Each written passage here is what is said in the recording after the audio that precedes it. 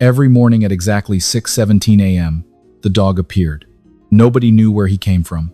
Nobody knew where he went afterward. Yet for nearly 8 months, commuters arriving at Chicago's Union Station witnessed the same strange ritual.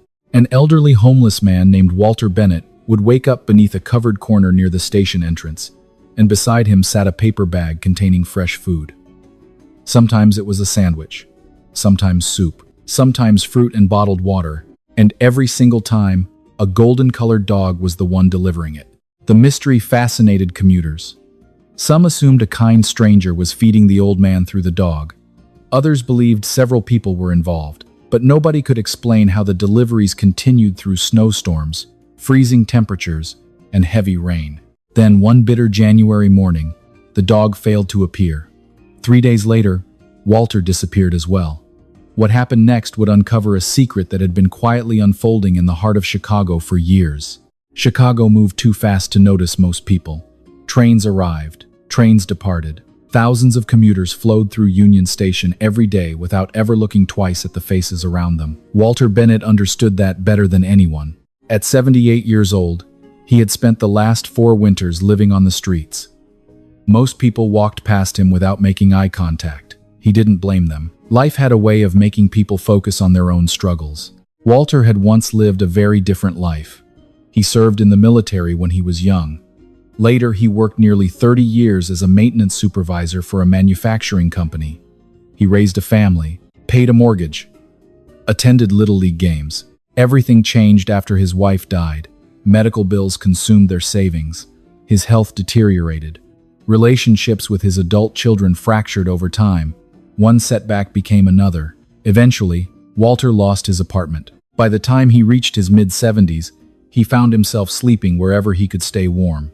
Through all of it, one thing never changed: the dog. The first time Walter saw him was nearly a year earlier. A medium-sized golden dog with intelligent brown eyes approached him one morning carrying a small paper bag in its mouth. Walter assumed it belonged to someone nearby. He thanked the animal, took the bag, and looked around for an owner. Nobody appeared. The next morning, the dog returned. Then the morning after that. Soon it became a routine. The dog always arrived shortly after dawn, always carried food, always left immediately afterward. Walter eventually named him Sonny because he only seemed to appear with the sunrise. "Morning, Sonny," Walter would say every day. The dog's tail always wagged. Then he would disappear into the city. Months passed. Commuters began noticing. Several coffee shop employees near the station started setting aside treats for Sonny. Security guards looked forward to his visits. Even hurried office workers occasionally paused to watch the strange friendship. Yet the biggest mystery remained unanswered. Who was sending the food? Walter tried following Sonny several times. The dog always managed to lose him among the busy streets. It became almost a game. "You've got secrets," Walter often joked. Sonny never told. One particularly cold morning, a young journalist named Emily Carter noticed the dog for the first time. She had recently started working for a local newspaper and was searching for human interest stories. The sight immediately captured her attention. A homeless veteran receiving breakfast from a mysterious dog sounded unbelievable. Over the following weeks, Emily returned repeatedly.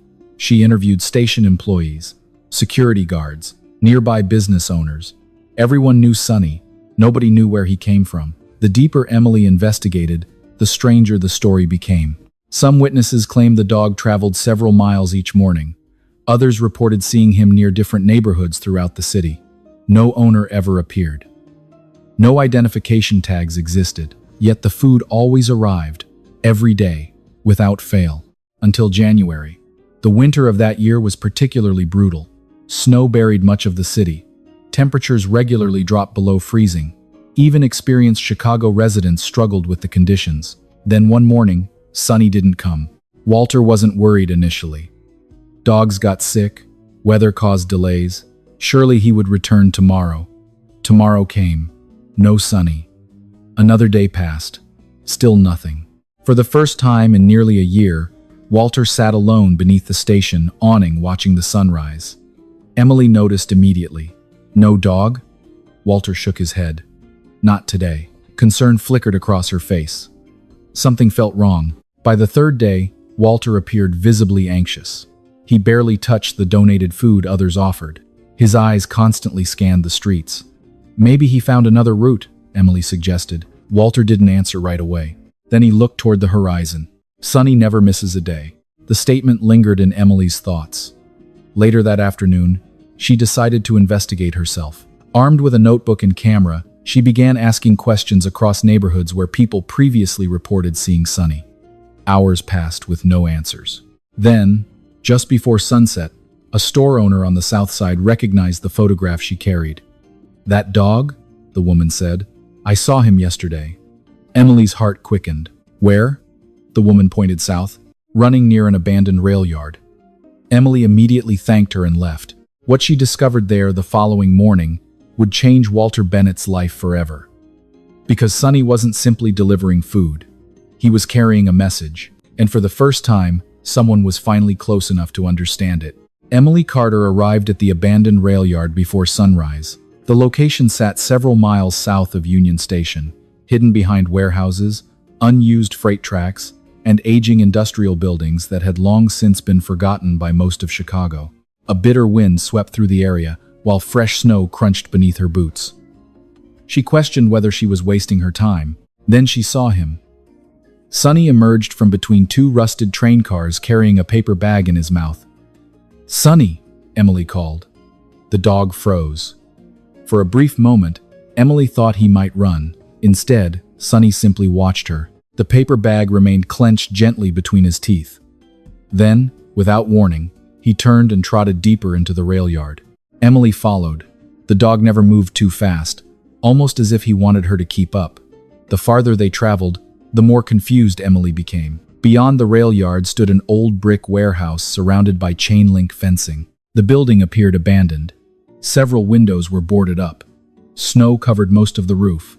Sunny approached a side entrance and sat down. Emily stared. The door opened. An elderly woman stepped outside carrying a second paper bag. "Good morning, Sunny," she said warmly. The dog wagged his tail. Emily felt her pulse quicken. After months of mystery, she had finally found someone connected to the dog. The woman noticed her immediately.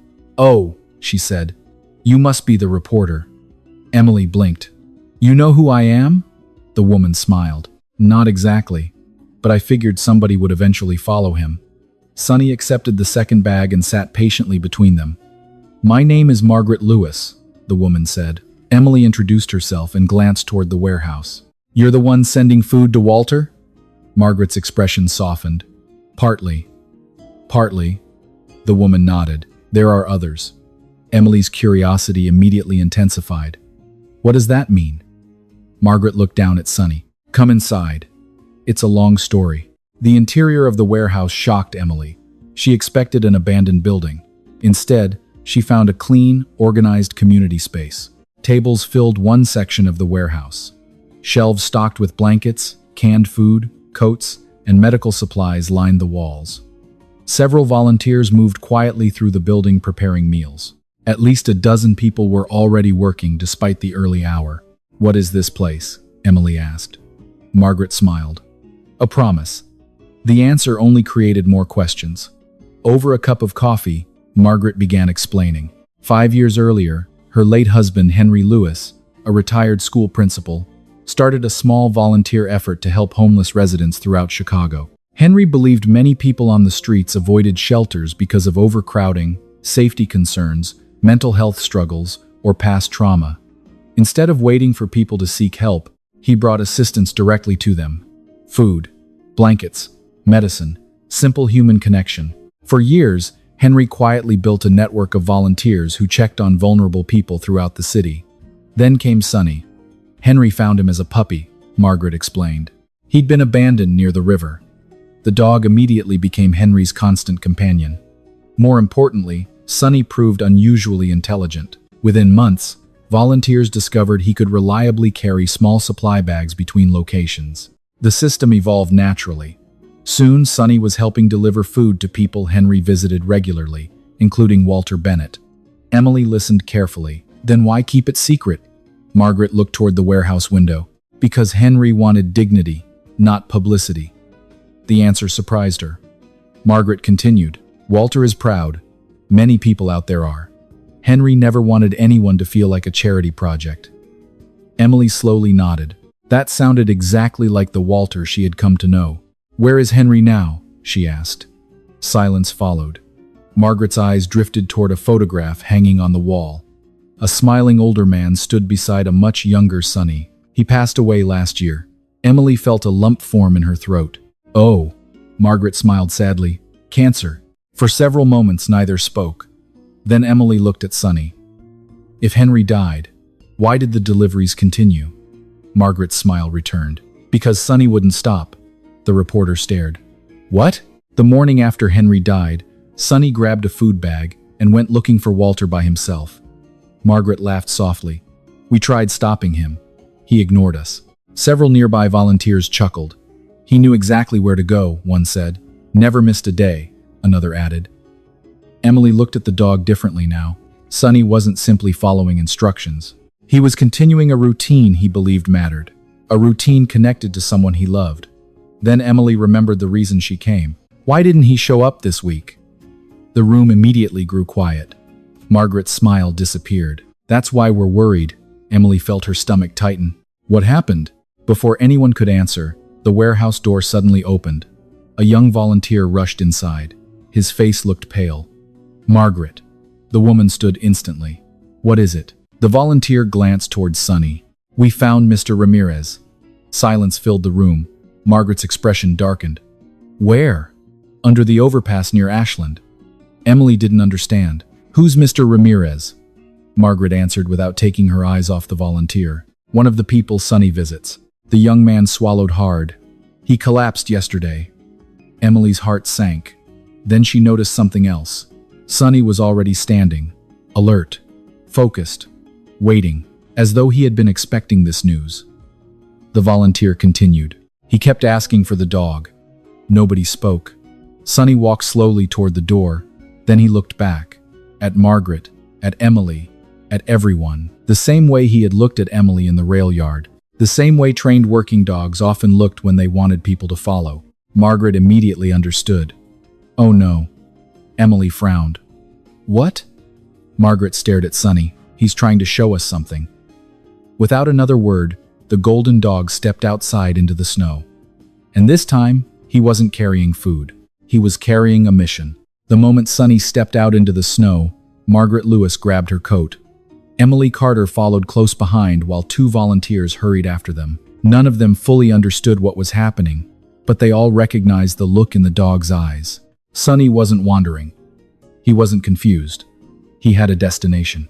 The golden dog trotted through the streets of Chicago with surprising confidence despite his age. Traffic moved around him. Pedestrians stepped aside. More than once, people recognized him and smiled. "That's the food dog," someone whispered. Yet Sonny never slowed. He crossed several blocks before turning beneath a railroad bridge near Ashland Avenue. There, bundled beneath layers of blankets, lay Mr. Ramirez. The elderly homeless man was awake, but weak. The moment he saw Sonny, his tired face brightened. "There you are," he whispered. Sonny immediately approached and rested his head on the man's chest. Emily watched quietly. She expected a brief visit.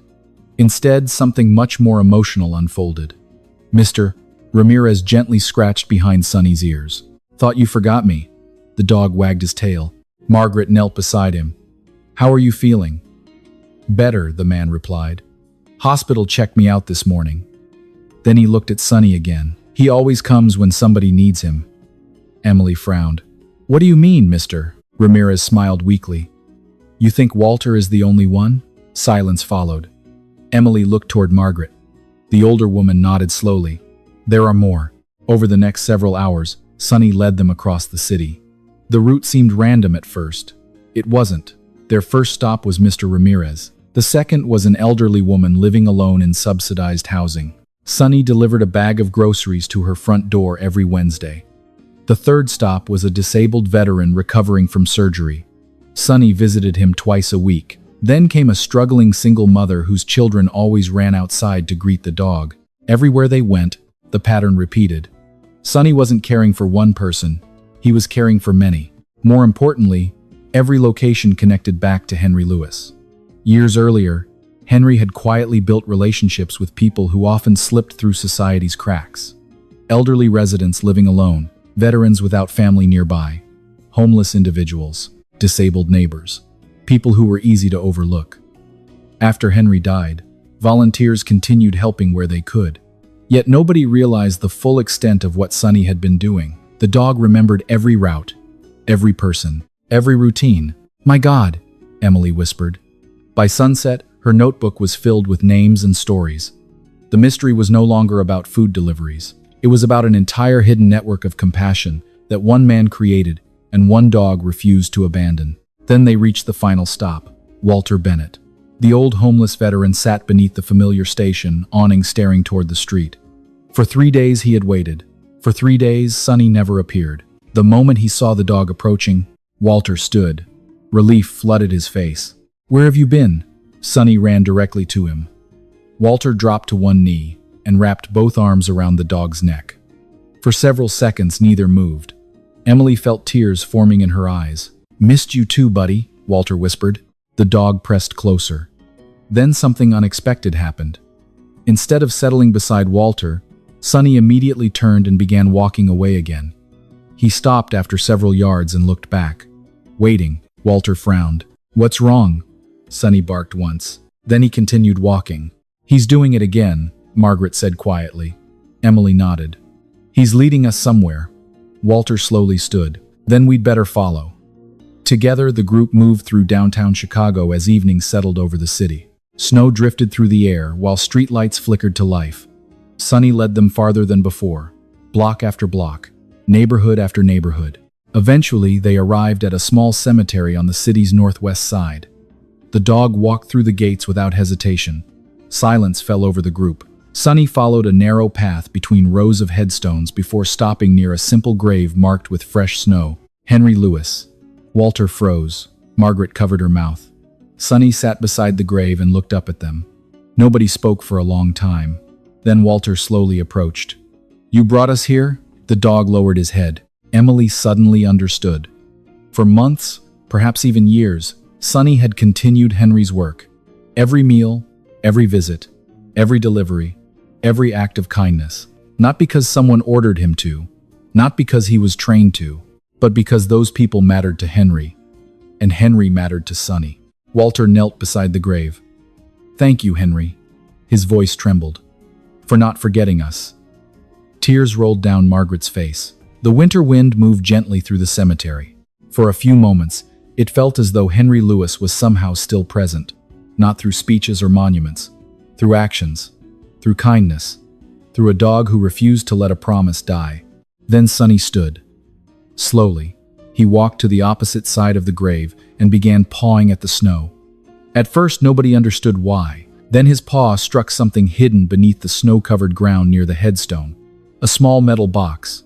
Emily stared. Walter stared. Margaret stared. Sunny looked up at them. The box clearly hadn't been placed there by accident, and judging by the date engraved on the lid, Henry Lewis had buried it shortly before his death. Whatever waited inside had been hidden for more than a year, and somehow, Sunny had known exactly where to find it. For several seconds, nobody moved. Snow drifted quietly through the cemetery while Sunny stood beside the partially uncovered metal box. The golden dog pawed at the ground once more before stepping back. It was almost as if he had completed another task and was waiting for the humans to take over. Margaret Lewis stared at the box in disbelief. "Henry never told me about this." Walter Bennett slowly knelt beside the grave. The metal container was small but sturdy, protected from weather and time. Emily Carter carefully brushed away the remaining snow until the engraving on the lid became visible. "Henry Lewis. Open when Sunny brings you here." Silence settled over the group. Margaret covered her mouth. Tears immediately filled her eyes. "Oh, Henry." Emily felt a chill despite her heavy coat. The inscription meant one thing. Henry had planned this. Long before his death, he knew there would come a day when Sunny would bring people to this exact spot. Somehow, he trusted the dog to know when the time was right. Walter looked toward Margaret. "Should we open it?" She nodded slowly. "I think that's exactly what Henry wanted." Emily carefully lifted the lid. Inside rested several envelopes, a leather journal, a collection of photographs, and a flash drive sealed in a waterproof pouch. On top sat a handwritten letter addressed simply, "To my friends." Margaret immediately recognized the handwriting, her husband's. Her hands trembled as she unfolded the letter. The group gathered close while she began reading aloud. "If you're reading this, then Sonny has finally decided the time is right. First, thank you for following him. Trust me, he knows what he's doing." A faint laugh escaped through Margaret's tears. That sounded exactly like Henry. The letter continued. Henry explained that shortly after receiving his cancer diagnosis, he became increasingly worried about the people he helped throughout Chicago. Not because he doubted the volunteers, not because he doubted his wife. He worried because many of the people in his network had nobody else. Some had lost families. Others struggled with illness, poverty, addiction, or loneliness. Henry feared that after his death, they might slowly disappear from everyone's attention. "That's why I made a list," Margaret read. Inside the box were dozens of files. Each one contained information about someone Henry had been helping. Medical contacts, housing resources, veteran support programs, emergency phone numbers, social workers, charities, local churches, everything Henry believed might help them build a better future. Emily stared in amazement. It wasn't a memorial. It was a continuation plan.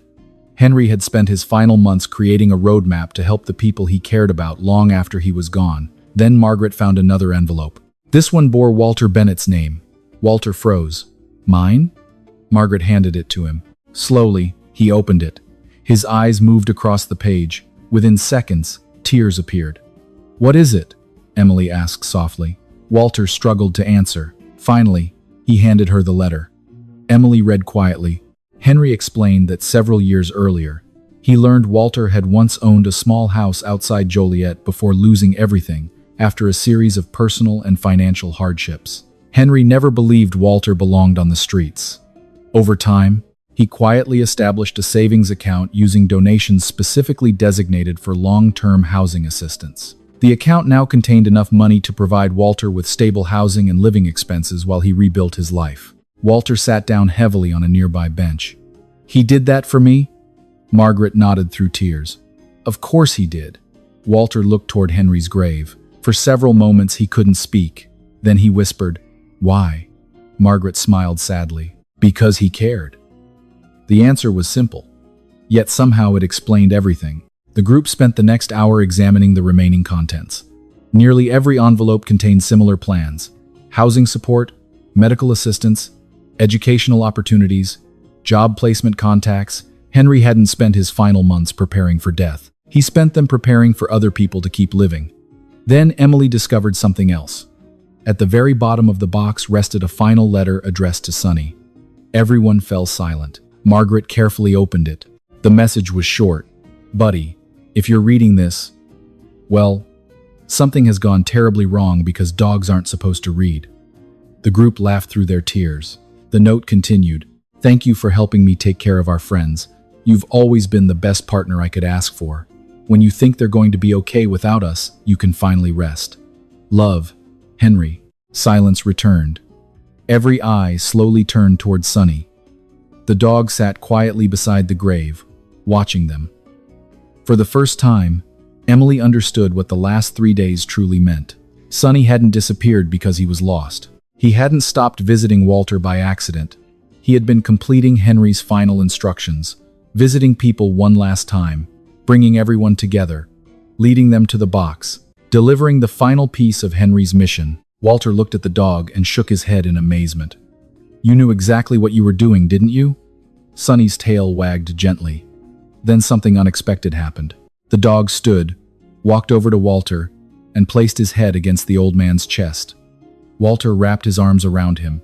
Neither seemed willing to let go. Nearby, church bells echoed faintly across the city. Snow continued falling. And for the first time since Henry Lewis died, everyone present felt certain of one thing. His work wasn't ending. It was only beginning. The discovery of Henry Lewis's box changed everything. Within days, the small network of volunteers operating from the warehouse began expanding into something much larger.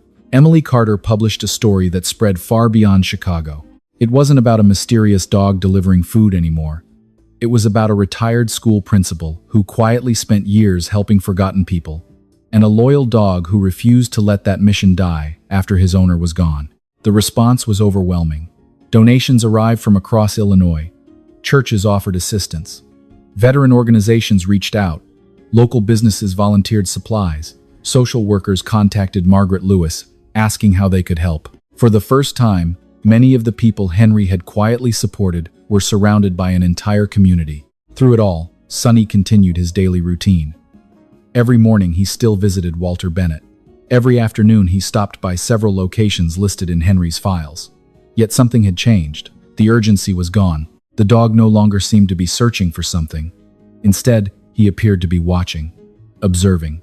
Almost as though he was making sure Henry's plans were finally taking root. Walter noticed it too. Several weeks after the cemetery discovery, he sat outside a small apartment building on Chicago's west side, holding a cup of coffee, while Sonny rested beside him. The apartment wasn't luxurious. It wasn't large, but it was warm, safe. And for the first time in nearly 4 years, Walter had a place to call home. Henry's housing fund, combined with support from local organizations, had made it possible. Walter still struggled to believe it. "You know," he said quietly to the dog, "I thought people forgot about me." Sonny lifted his head. Walter smiled sadly. "Guess I was wrong." The dog thumped his tail against the concrete.